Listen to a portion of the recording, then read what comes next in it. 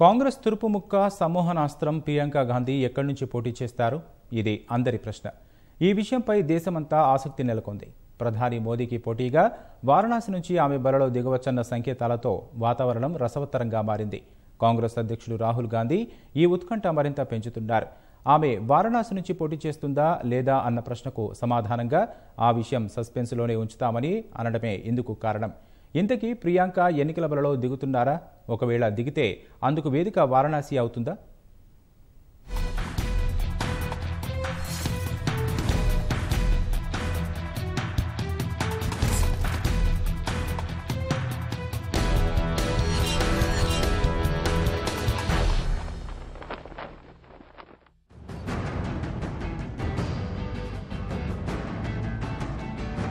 నాన్నమ్మ ఇందిరాగాంధీ పోలికల్ని పుణికిపుచ్చుకోవడంతో ప్రియాంక గాంధీ ప్రత్యక్ష రాజకీయాల్లోకి రావాలని కాంగ్రెస్ శ్రేణులు ఎప్పటినుంచో ఆశగా ఎదురుచూస్తున్నాయి.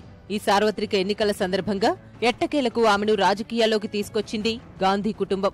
ఆమెకు ఉత్తరప్రదేశ్ తూర్పు విభాగానికి ప్రధాన కార్యదర్శిగా బాధ్యతలు అప్పగించారు. కాంగ్రెస్ కార్యాలయంలో రాహుల్ గాంధీ పక్క గదినే ఆమెకు కేటాయించి పార్టీలో ప్రాధాన్యతను చెప్పకనే చెప్పారు.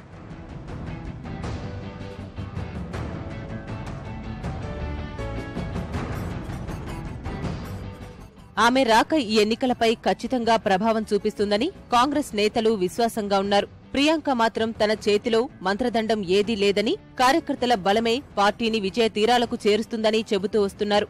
ఏదేమైనా ఆమె రాకతో కాంగ్రెస్ శ్రేణుల్లో కొత్త ఉత్సాహం వచ్చిన మాట మాత్రం వాస్తవం. కేవలం యూపీ తూర్పు బాధ్యతలు అప్పగించిన ఆమె నియామక ప్రభావం దేశం మొత్తం మీద ఉంటుందని కాంగ్రెస్ శ్రేణుల అభిప్రాయం. ప్రియాంక గాంధీ ఎలాగూ ప్రత్యక్ష రాజకీయాల్లోకి అడుగుపెట్టారు కాబట్టి ఎన్నికల్లో కూడా ఆమె బరిలో దిగితే బాగుంటుందన్నది చాలా మంది కోరిక. ఈ నేపథ్యంలోనే మోదీ నియోజకవర్గమైన వారణాసి నుంచే ఆమె పోటీ చేసే అవకాశాలున్నాయని కొన్ని రోజులుగా చెబుతూ వస్తున్నారు. ఈ విషయాన్ని ప్రియాంక గాని కాంగ్రెస్ శ్రేణులు గాని ఖండించలేదు సరికదా, దాన్ని ధ్రువపరచను లేదు. ఇదే అంశంపై స్పందించిన కాంగ్రెస్ అధ్యక్షుడు ప్రియాంక సోదరుడు రాహుల్ గాంధీ కూడా ఉత్కంఠను కొనసాగిస్తున్నారు. జాతీయ మీడియాకు ఇచ్చిన ఓ ఇంటర్వ్యూలో ఆమె పోటీ గురించి ప్రశ్నించినప్పుడు అది ఇప్పుడే చెప్పనంటూ దాటవేశారు. ఈ వార్తలను తోసిపుచ్చటం లేదు కదా అని అడిగినప్పుడు తాను ఏ వార్తలను ధృవీకరించటం లేదు, తోసిపుచ్చటం లేదని అన్నారు. ఆ మాటలే ప్రియాంక గాంధీ వారణాసి నుంచి పోటీకి దిగే అవకాశాలు ఉన్నాయన్న వాదనలకి మరింత బలం చేకూరినట్టయ్యాయి.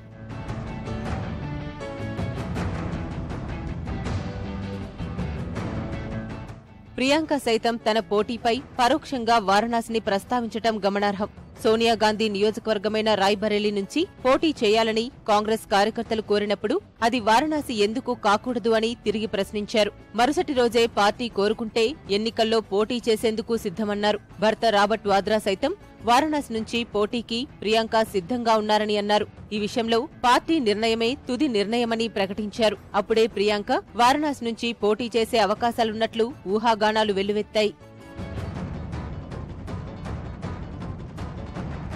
కాంగ్రెస్ వారణాసి నుంచి ఇంకా అభ్యర్థిని ప్రకటించకపోవడం కూడా ఈ అంచనాలకు బలం చేకూర్చుతోంది. ప్రియాంక కోసం అక్కడ అభ్యర్థిని ప్రకటించి ఉండకపోవచ్చన్న అభిప్రాయాలు వినిపిస్తున్నాయి. ప్రియాంక గాంధీ కూడా ప్రత్యక్ష రాజకీయాల్లోకి వచ్చిన వెంటనే గంగానది నుంచి వారణాసి వరకు 3 రోజుల పాటు పడవలో ప్రచారం నిర్వహించారు. వారణాసికి మోదీ ఏం చేయలేదని విమర్శించారు. 5 ఏళ్లలో ప్రధాని ఒక్క గ్రామంలో కూడా సందర్శించలేదని స్థానికులు చెప్పినప్పుడు ఆశ్చర్యం వేసిందని అన్నారు. అప్పుడే చాలా మంది ప్రియాంక వారణాసి నుంచి పోటీ చేస్తారేమో అని అనుకున్నారు. ఆ తర్వాత వరుసగా చోటు చేసుకుంటున్న పరిణామాలు ఆ విషయాన్ని బలపరుస్తూ వస్తున్నప్పటికీ స్పష్టత మాత్రం రావటం లేదు.